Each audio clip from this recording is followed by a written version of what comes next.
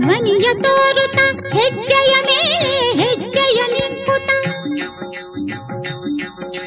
ಸಜ್ಜನ ಸಾಧು ಪೂಜೆಯ ವೇಳೆಗೆ ಮಜ್ಜಿಗೆಯೊಳಗಿನ ಬೆಣ್ಣೆಯಂತೆ ಭಾಗ್ಯದ ಲಕ್ಷ್ಮೀ ಬಾರಮ್ಮ ನಮ್ಮಮ್ಮ ನೀ ಸೌಭಾಗ್ಯದ ಲಕ್ಷ್ಮೀ ಬಾರಮ್ಮ.